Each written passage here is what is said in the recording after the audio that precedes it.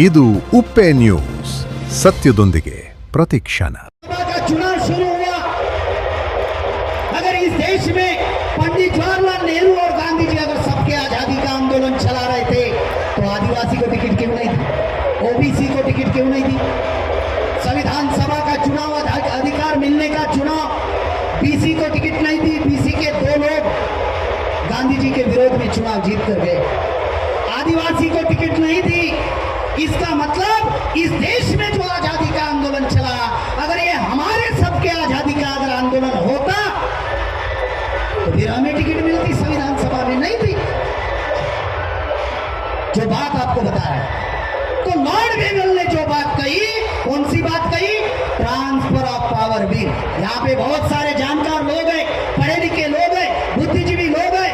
Right to information के अंतर्गत अभी जानकारी मांग लो कि क्या 15 अगस्त 1947 को देश आजाद हुआ? तो आपको जवाब मिलेगा नहीं हुआ। ट्रांसफर ऑफ पावर, सत्ता का हस्तांतरण हुआ। साथियों, देश आजाद अभी तक हुआ ही नहीं, सिर्फ इस देश में सत्ता का हस्तांतरण हुआ है। और इसीलिए लॉर्ड वेगल ने भी ये बात कही कि जब सत्ता का हस्तांतरण होगा तब एससी, एसटी, बीसी, मुस्लिम को प्रतिनिधित्व मिलेगा। गांधी जी ने ऐलान किया, संविधान सभा की बात बता रहा हूं। गांधी जी ने ऐलान किया कि मिस्टर अंबेडकर के लिए संविधान सभा के दरवाजे नहीं, खिड़कियां भी बंद है।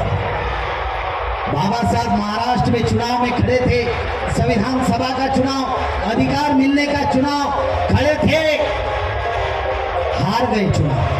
किसने हरवाए? अपने ही लोगों ने बाबा साहब अंबेडकर को हराया।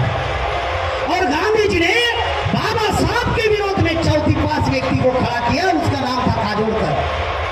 चौथी पास व्यक्ति चुनाव जीत गया और दुनिया का विद्वान व्यक्ति चुनाव हार गया।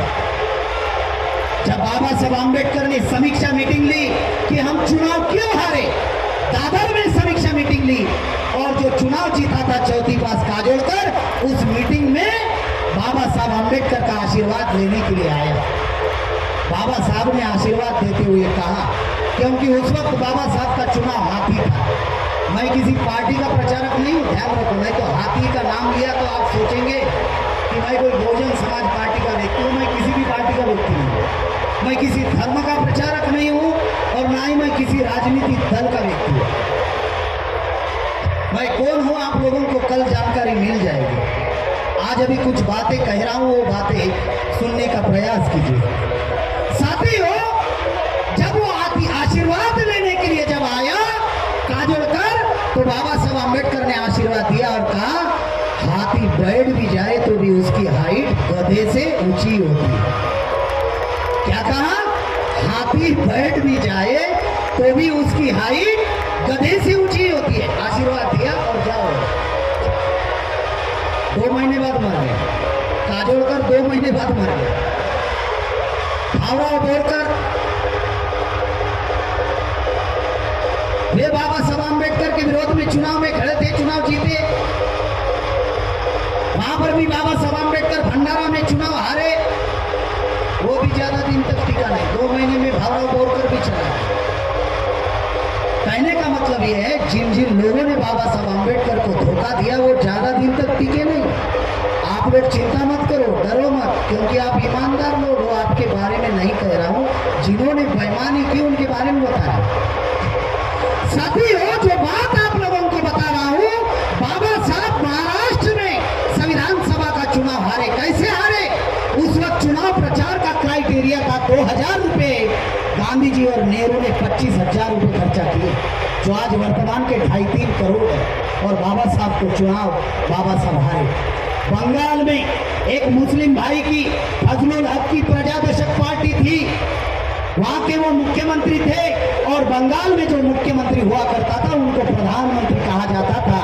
और उस फजलुल हक के प्रजादशक पार्टी में 2 कैबिनेट मंत्री थे, एक थे मलिक और दूसरे थे जोगेंद्रनाथ मंडल। जोगेंद्रनाथ मंडल नमोशूद्राय जाति के थे, शेड्यूल कास्ट में आती है बंगाल में ये जाति। उन्होंने बाबा साहब अम्बेडकर को चिट्ठी लिखी और बाबा साहब को कहा कि कि बाबा साहब आप बंगाल आइए, हम आपको चुनवा कर भेजते हैं। संविधान ऐसे ही नहीं बना। बंगाल में बाबा साहब अम्बेडकर गए, बंगाल से बाबा साहब अम्बेडकर 4 जिला से चुनाव जीत कर गए। खुलनार, जसोर, फिरोजपुर, ओडिशा, ये 4 जिला से चुनाव जीत कर गए और वहां पर बाबा साहब अम्बेडकर को आदिवासियों ने, नमशूद्राय लोगों ने और मुसलमानों ने बाबा साहब को साथ दिया और संविधान सभा में भेजा। ये इतिहास है। जो बात आप 7 वोटिंग पड़ी थी बाबा साहब को, उसमें मुस्लिम, नमशूद्राय और आदिवासी के लोग थे जिन्होंने बाबा साहब को संविधान सभा में भेजा। गांधी जी ने कहा था कि बाबा साहब के लिए संविधान सभा के दरवाजे ही नहीं, खिड़कियां भी बंद है। गांधी जी और टेंशन में आए, अब ये आदमी संविधान सभा में आया तो जरूर ये लड़ झगड़ कर अधिकार ले लेगा। गांधी जी ने प्लान बनाया भारत विभाजन का। और साथियों, भारत विभाजन का जब प्लान बना तो जहां पर 71% हिंदू रहेंगे वो एरिया भारत में रहेगा और जहां पर 51% ही मुस्लिम रहेंगे वो एरिया पाकिस्तान में जाएगा। साथियों, बाबा साहब अम्बेडकर जिन 4 जिला से चुनाव जीत कर गए, वहां पर साथियों 71% हिंदू थे, वो एरिया भारत में रहना चाहिए था। लेकिन बाबा साहब अम्बेडकर की सदस्यता को खत्म करने के लिए गांधी जी ने वो 4 जिले पाकिस्तान को दे दिए, जो पूर्वी पाकिस्तान में चले गए। संविधान बना कैसे? सदस्यता पाकिस्तान चली गई और बाबा साहब का शरीर सिर्फ भारत में रहा। ऐसे बना संविधान? ऐसे ही थोड़ी बना। फिर बाबा साहब अम्बेडकर ने स्टेटमेंट दिया कि मैं ऐसे किसी भी संविधान को मान्यता नहीं दूंगा जो हमें कॉन्स्टिट्यूशनली सेफगार्ड ना दे, जो हमें संवैधानिक सुरक्षा नहीं देगा। ऐसे हम किसी भी संविधान को मानने वाले नहीं है। ये बात साथियों बाबा साहब अम्बेडकर ने कही। उसके बाद में बाबा साहब अम्बेडकर को ड्राफ्टिंग कमेटी का चेयरमैन बनाया गया और जब बाबा साहब अम्बेडकर ड्राफ्टिंग कमेटी के चेयरमैन बने तो बाबा साहब अम्बेडकर ने जब संविधान तैयार किया, मसौदा तैयार किया, तो उसमें बाबा साहब अम्बेडकर ने टोटल आर्टिकल 395 लिखी। उनमें से 69 आर्टिकल हम SC, ST, BC और माइनॉरिटी के समर्थन में है। 69 आर्टिकल 12 से 35 तक फंडामेंटल राइट्स है, जिसमें कभी भी अमेंडमेंट नहीं हो सकता। 36 से 51 तक डायरेक्ट प्रिंसिपल है। साथियों, संविधान में टोटल आर्टिकल 395 है, उनमें से 69 आर्टिकल हम लोगों के समर्थन में है। संविधान हमारे समर्थन में है। 1950 के पहले शिक्षा का अधिकार नहीं था, हमें शिक्षा का अधिकार है। आर्टिकल 21, आर्टिकल 45 के अंतर्गत। साथियों, हमें नौकरी का अधिकार नहीं था, संपत्ति रखने का अधिकार नहीं था। 15(4), 16(4) में नौकरी का अधिकार है। नौकरी की पैसा आया, बंगला बांधा, खेती भी संपत्ति है। साथियों, पहले रानी के पेट से राजा पैदा होता था। बाबा साहब अम्बेडकर ने कहा रानी के पेट से राजा पैदा नहीं होगा। रानी जरूर बच्चा पैदा करेगी, लेकिन वो बच्चा होगा, राजा नहीं होगा। और राजा बनने का और राजा चुनने का अधिकार बाबा साहब अम्बेडकर ने समस्त प्रजा को दिया कि अब रानी के पेट से राजा पैदा नहीं होगा, राजा प्रजा से पैदा होगा। आर्टिकल 324 में पार्टी बनाने का अधिकार दिया। आर्टिकल 326 में वोट का अधिकार दिया।